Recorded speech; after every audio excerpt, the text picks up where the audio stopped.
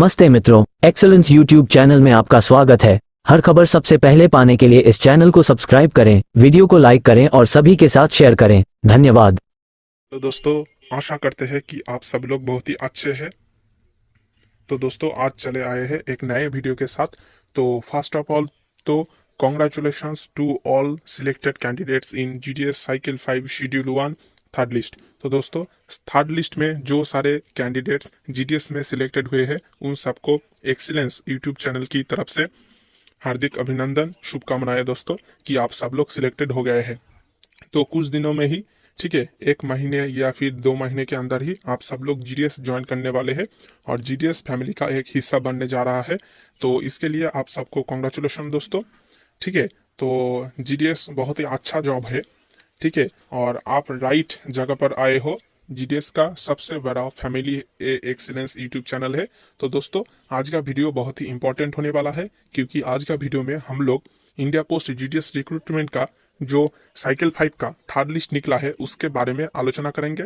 तो इस वीडियो में हम लोग देखेंगे कि थर्ड लिस्ट में जो सारे कैंडिडेट्स सिलेक्टेड हुए हैं उनके मोबाइल पर यानी कि मोबाइल नंबर पर कैसे मैसेज आ रहा है, मैसेज में क्या लिखा आ रहा है, और ईमेल आईडी पर यानी कि उनका जो रजिस्टर्ड ईमेल आईडी है उस पर भी मेल आ रहा है। तो उस मेल में क्या लिखा आ रहा है और कौन कौन सा डॉक्यूमेंट चाहिए जीडीएस थर्ड लिस्ट में जो सारे कैंडिडेट सिलेक्टेड हुए हैं उनका डॉक्यूमेंट वेरिफिकेशन करवाने के लिए यानी कि फर्स्ट डीबी करवाने के लिए। तो वो सारा इस वीडियो में हम सब लोग देखेंगे दोस्तों। तो ये भी देखेंगे कि जो सारे डॉक्यूमेंट चाहिए वो आप कहाँ से बनवा सकते हैं, उसका प्रेस्क्राइब फॉर्मेट क्या है, और थर्ड लिस्ट में या फिर जीडीएस साइकिल 5 में जो मेडिकल सर्टिफिकेट का जरूरत हो रहा है वो आप कैसे ले सकते हैं, मेडिकल सर्टिफिकेट किन से ले सकते हैं, ये सारे इस वीडियो में हम लोग आलोचना करेंगे। तो दोस्तों, आपसे एक रिक्वेस्ट है कि डीबी से जाने से पहले एक बार जरूर A to Z बिना स्किप करे पूरा वीडियो देख ले। मैं ये 100% गारंटी के साथ कह सकता हूँ कि अगर आप पूरा वीडियो देखेंगे तो डॉक्यूमेंट वेरिफिकेशन के बारे में आपके मन में जो सारे डाउट्स है ऑल क्लियर हो जाएंगे। ठीक है दोस्तों, तो आप बने रहिए वीडियो में। तो दोस्तों, आप इधर पर देख सकते हैं जो सारे कैंडिडेट्स जीडीएस साइकिल 5 शेड्यूल 1 का थर्ड लिस्ट में सिलेक्टेड हुए हैं उनका पास ये ईमेल आया है और एक मैसेज भी आया है। ऐसा मैसेज आया है दोस्तों, तो आप इधर पर देख सकते हैं ऊपर लिखा है इंडिया पोस्ट यानी कि इंडिया पोस्ट डिपार्टमेंट के तरफ से सिलेक्टेड कैंडिडेट्स जो है उनके पास ऐसा मैसेज आया है। ये देखिए 4:32 PM पर ये मैसेज आया है दोस्तों। ठीक है, तो शाम हो गया था मैसेज आने से। तो पहले तो बहुत ही चिंतित थे कई सारे कैंडिडेट्स जो थर्ड लिस्ट में सिलेक्टेड हुए थे कि जो मेरिट लिस्ट अपलोड हुआ था इंडिया पोस्ट जीडीएस रिक्रूटमेंट का ऑफिशियल साइट पर, उसमें तो रजिस्ट्रेशन नंबर और मार्क्स, कम्युनिटी सब कुछ ठीक था जो सिलेक्टेड कैंडिडेट्स है उनका, लेकिन उनका मोबाइल पर कोई भी मैसेज नहीं आया था, ईमेल आईडी पर कोई भी ईमेल नहीं आया था। तो वो लोग चिंतित थे कि वेबसाइट पर तो जो रिजल्ट है वो अपलोड हो गया, हमारा रजिस्ट्रेशन नंबर भी सेम है, मतलब हम समझ सकते हैं कि मैं ही सिलेक्टेड हुआ हूँ, लेकिन मैं कॉन्फर्म नहीं हो सकता हूँ। मैं बहुत ही चिंतित था कि मेरे मोबाइल पर तो कोई भी अभी तक मैसेज नहीं आया है, ईमेल पर कोई ईमेल नहीं आया है दोस्तों। तो इस विषय को लेकर सब लोग बहुत ही चिंतित था। और दोस्तों, मैंने सीपीटी का कुछ ऑफिसर से उनसे कांटेक्ट किया था, तो वो लोग बोले कि शाम होते ही, ठीक है, कुछ समय के अंदर ही सब सिलेक्टेड कैंडिडेट्स जो है उनके मोबाइल पर ईमेल और मैसेज आना शुरू हो जाएगा। तो दोस्तों, ऐसा ही हुआ, शाम होने तक मैसेज आ गया। ठीक है, और पहले मैसेज आया और उनके उसके बाद ईमेल आया दोस्तों। ठीक है, तो ऑफिसर्स ने जो रिप्लाई दिया था वही करेक्ट हो गया। और जो सारे कैंडिडेट्स बहुत ही चिंतित थे कि मेरे मोबाइल पर अभी तक क्यों नहीं मैसेज आया, क्यों नहीं ईमेल आया, तो उनका भी जो टेंशन था वो भी खत्म हो गया दोस्तों। तो दोस्तों, अगर आपके कोई भी प्रॉब्लम आता है, ठीक है, तो आप इस चैनल के भी जो कोई भी वीडियो का कमेंट सेक्शन में कमेंट कर दीजिए कि सर मेरा ये प्रॉब्लम आ रहा है। तो ये चैनल आपके साथ है और आपका कोई भी डाउट हो, कोई भी प्रॉब्लम हो, ठीक है, वो प्रॉब्लम सॉल्व करने का कोशिश हम लोग करेंगे दोस्तों। ठीक है, तो इधर पर देखिए मेन मुद्दे पर आते हैं। ऐसा एक मैसेज आया है, डियर रजिस्ट्रेशन नंबर, इधर पर आपका रजिस्ट्रेशन नंबर दिया गया है you are provisionally shortlisted for engagement as GDS, please attend document verification with SP. Division का नाम, इधर सर्कल का नाम वेस्ट बंगाल, ऑन और before 22 May 2023। If not turned up you may loss the opportunity of engagement. तो इसका मतलब क्या है दोस्तों कि डियर रजिस्ट्रेशन नंबर, आप अप्लाई करने के समय जो रजिस्ट्रेशन नंबर पाए थे वो इधर पर दिया गया है। तो यही आपका जीडीएस साइकिल 5 का शेड्यूल 1 में रजिस्ट्रेशन नंबर है। You are provisionally shortlisted. Provisionally क्या मतलब होता है, टेम्पोररीली शॉर्ट लिस्टेड हुए हो जीडीएस में एंगेजमेंट के लिए। तो इसके बाद आपका डॉक्यूमेंट वेरिफिकेशन करवाना पड़ेगा, उसके बाद आप सिलेक्टेड होंगे। तो अभी तक आप सिलेक्टेड नहीं हुए हो दोस्तों, आप अभी तक भी प्रोविजनली शॉर्ट लिस्टेड है। अगर आप डॉक्यूमेंट वेरिफिकेशन करवाते हैं और आपका डॉक्यूमेंट वेरिफिकेशन सक्सेसफुल होता है तो उसके बाद आप सिलेक्टेड होंगे, ठीक है। और उसके बाद आपके मोबाइल पर सेकेंड डीबी के लिए एक ईमेल आएगा, उसमें तब लिखा होगा कि यू आर सिलेक्टेड। इधर पर आप ध्यान दीजिए कि इधर पर नहीं लिखा है यू आर सिलेक्टेड, इधर पर लिखा हुआ है यू आर प्रोविजनली शॉर्टलिस्टेड, क्योंकि आपका सिर्फ शॉर्ट लिस्टिंग ही हुआ है, अभी तक डॉक्यूमेंट वेरिफिकेशन कंप्लीट नहीं हुआ है। तो जीडीएस में ज्वाइन करने के लिए जो इंपॉर्टेंट प्रोसेस होता है वो है डॉक्यूमेंट वेरिफिकेशन। तो दोस्तों इधर पर लिखा गया है प्लीज अटेंड डॉक्यूमेंट वेरिफिकेशन। तो डॉक्यूमेंट वेरिफिकेशन आप अटेंड कीजिए। कहाँ पर जाना है ये भी मैसेज पर लिखा है, एसपी यानी कि सुपरिंटेंडेंट ऑफ पोस्ट ऑफिसेस। इधर पर डिवीजन का नाम दिया गया है, कौन सा डिवीजन में आपको जाना है, कौन सा डिवीजन का एसपी के पास आपको जाना है वो इधर पर लिखा है, और कौन सा सर्कल है ये भी इधर लिखा है। तो दोस्तों आप में से बहुत सारे कैंडिडेट्स का मन में सवाल रहता है कि एसपी का मतलब क्या होता है, और उनका किसी किसी का मोबाइल पे मैसेज आता है एएसपी। तो एसपी का मतलब क्या होता है, एएसपी का मतलब क्या होता है, आईपीओ का मतलब क्या होता है, तो इस वीडियो में आप लोग जानेंगे। तो जीडीएस के रिलेटेड कोई भी अगर आपके डाउट है तो इस वीडियो में आपका वो डाउट क्लियर होने वाला है। तो दोस्तों एसपी का मतलब होता है सुपरिंटेंडेंट ऑफ पोस्ट ऑफिसेस, ठीक है। तो एसपी क्या होता है, जो पोस्टल डिवीजन होता है उसका हेड होता है एसपी। एसपी के अंडर आता है एएसपी और आईपीओ। एएसपी का मतलब है assistant superintendent of post offices. तो एएसपी जो होता है वो सब डिवीजन का हेड होता है, और एक पोस्ट होता है एसपी के अंडर के, उसको बोलता है आईपीओ यानी कि इंस्पेक्टर ऑफ पोस्ट ऑफिसेस। तो इंस्पेक्टर ऑफ पोस्ट ऑफिसेस भी एक सब डिवीजन का हेड होता है। तो किसी किसी सब डिवीजन में एसपी रहता है, किसी किसी सब डिवीजन में आईपीओ रहता है, ठीक है दोस्तों। लेकिन जो एसपी होता है वो पूरा डिवीजन का हेड होता है, ठीक है दोस्तों। तो कब जाना है डॉक्यूमेंट वेरिफिकेशन के लिए वो भी इधर लिखा है, ऑन और बिफोर 22 मई 2023। तो मई मंथ की 22 तारीख के अंदर आपको चले जाना है। ये जो ऑफिशियल का डेजिग्नेशन इधर पर दिया गया है उनके पास अपना डॉक्यूमेंट वेरिफिकेशन करवाने के लिए, ठीक है। और एक खास बात इधर पर दिया गया है दोस्तों, आप नोटिस कीजिए कि if not turned of you may loss the opportunity of engagement. मतलब कि अगर आप नहीं पहुंचते हैं डॉक्यूमेंट वेरिफिकेशन के लिए तो आपका जो अपॉर्चुनिटी है एंगेजमेंट का यानी कि जीडीएस ज्वाइन करने के लिए, वो अपॉर्चुनिटी आप हाथ धो बैठेंगे, ठीक है। वो अपॉर्चुनिटी आप खो देंगे, ठीक है दोस्तों। तो मैं आपको सुझाव दूंगा कि जो डेट दिया गया है 22 तारीख, उसके पहले ही आप चले जाइए। इधर पर कहाँ पर जाना है वो भी लिखा है, ठीक है। अगर आप एसपी का ऑफिस कहाँ होता है ये नहीं जानते हैं तो आपका नज़दीकी पोस्ट ऑफिस में चले जाइए। उधर पर आप जो पोस्ट ऑफिस में काम करता है उनसे पूछिए कि एसपी का ऑफिस कहाँ पर होता है, इस डिवीजन का, ठीक है, इस सर्कल का। तो वो लोग आपको पूरी तरीके से करेक्टली बता देंगे कि एसपी का ऑफिस कहाँ होता है। तो दोस्तों आप चले जाइएगा उधर और अपना डॉक्यूमेंट वेरिफिकेशन कर लीजिएगा। तो अब आते हैं कि क्या क्या डॉक्यूमेंट्स चाहिए दोस्तों। तो क्या क्या डॉक्यूमेंट्स चाहिए ये तो मैसेज पर नहीं मेंशन किया गया है, लेकिन अगर आप ईमेल देखते हैं कि जो ईमेल आया है आपके पास उसमें ये सब लिखा है। तो इधर पर देखिए, पहले मैसेज आया था सिलेक्टेड कैंडिडेट्स के पास, उसके बाद ईमेल आया था, ठीक है। तो इधर पर देखिए सब्जेक्ट है shortlisted for document verification GDS online engagement schedule 1 January 2023। मतलब कि जीडीएस साइकिल 5 का शेड्यूल 1 का जनवरी में जो थर्ड लिस्ट निकला है उसमें आप शॉर्ट लिस्टेड हुए हैं डॉक्यूमेंट वेरिफिकेशन के लिए। इसके बाद आपको डॉक्यूमेंट वेरिफिकेशन करवाना पड़ेगा, ठीक है दोस्तों। तो एक बात डॉक्यूमेंट वेरिफिकेशन में जाने से पहले मैं आपको बता देना चाहता हूँ कि अगर आपका डॉक्यूमेंट सब कुछ ठीक ठाक है, कोई भी गड़बड़ी नहीं है, तो आपको डरने का कोई ज़रूरत नहीं है। आप समझ लीजिए कि आप सिर्फ जीडीएस में ज्वाइन करने का वेट कर रहे हैं, लेकिन आपका डॉक्यूमेंट्स में अगर कोई गड़बड़ी है, डॉक्यूमेंट्स के कोई भूल है, छोटा मोटा भूल है तो कुछ नहीं होगा। अगर मेजर कोई मिस्टेक है डॉक्यूमेंट में तो आपका परेशानी हो सकते हैं।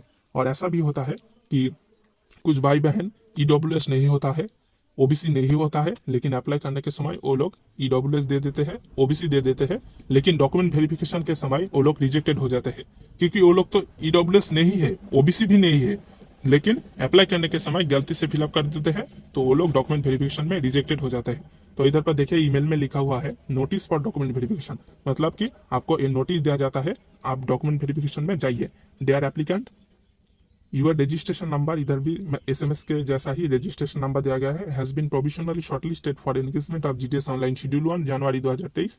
ठीक है, मतलब कि साइकिल 5 में जीडीएस साइकिल 5 का जो ऑनलाइन शेड्यूल 1 है जनवरी महीने का, उसमें थर्ड लिस्ट में आप सिलेक्टेड हुए हो, शॉर्टलिस्टेड हुए हो, सॉरी सिलेक्टेड नहीं शॉर्टलिस्टेड।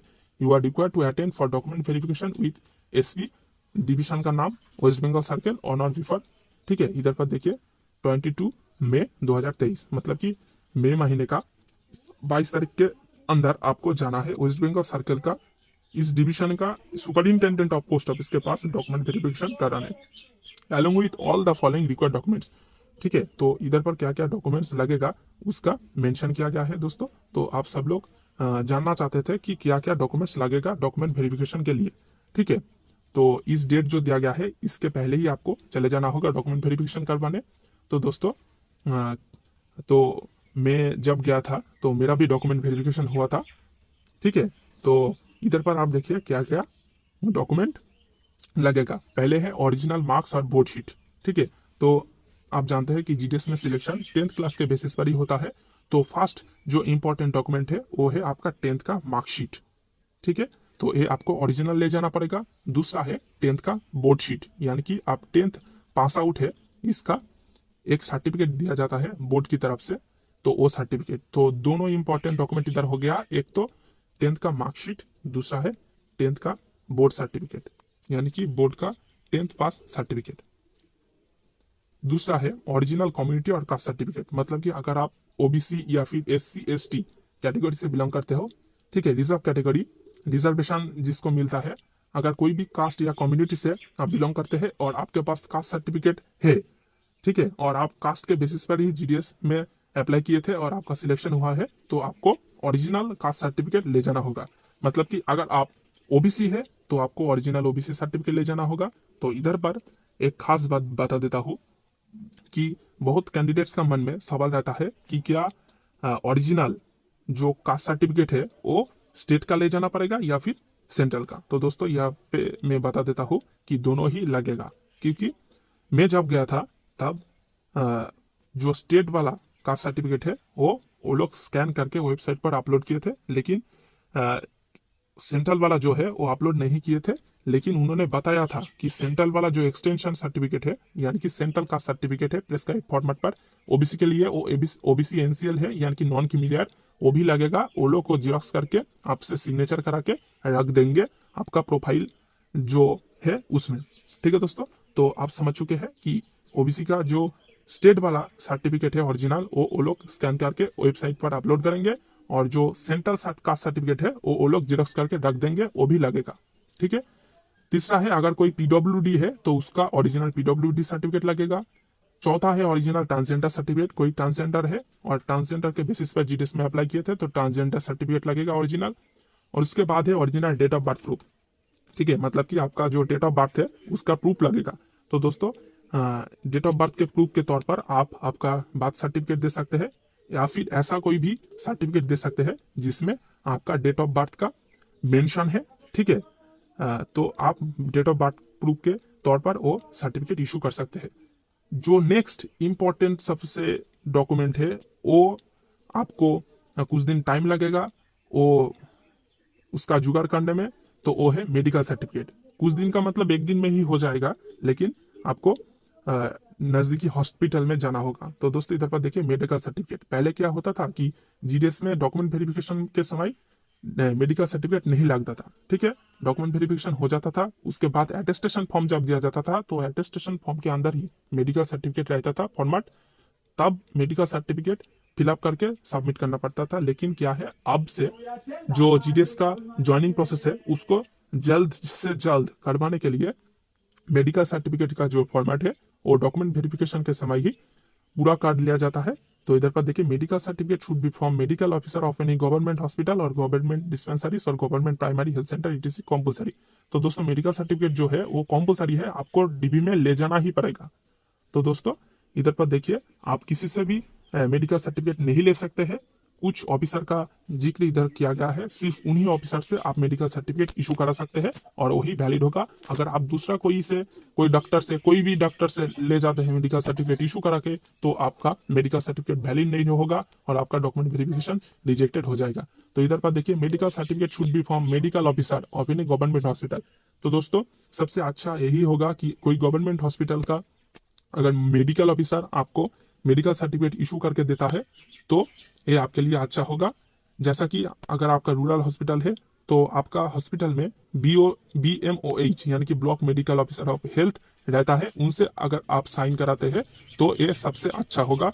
या फिर BMOH को छोड़कर CMOH chief medical officer of health या फिर गवर्नमेंट डिस्पेंसरी या फिर गवर्नमेंट प्राइमरी हेल्थ सेंटर का कोई भी मेडिकल ऑफिसर से आप मेडिकल सर्टिफिकेट ले सकते हैं। तो दोस्तों मेडिकल सर्टिफिकेट का कुछ प्रेस्क्राइब फॉर्मेट है, ठीक है। तो मेडिकल सर्टिफिकेट पर पूरा वीडियो A to Z इस चैनल पर ऑलरेडी उपलब्ध है। तो दोस्तों मैं उस वीडियो का लिंक वीडियो का डिस्क्रिप्शन बॉक्स में दे दूंगा, आप उस वीडियो को देखकर मेडिकल सर्टिफिकेट का पूरा डाउट क्लियर कर सकते हैं। उधर पर सब कुछ मेंशन है। प्रेस्क्राइब फॉर्मेट जो है वो उसका भी PDF दिया गया है, आप डाउनलोड करके फिलअप करके वो सबमिट कर सकते हैं, कोई भी प्रॉब्लम नहीं होगा। मेडिकल सर्टिफिकेट का फॉर्मेट जो है वो कैसे फिलअप करना है, कौन सा ऑफिसर से फिलअप करवाना है, ठीक है, सब कुछ उस वीडियो में है। मैं उस वीडियो का लिंक वीडियो का डिस्क्रिप्शन बॉक्स में दे दूंगा।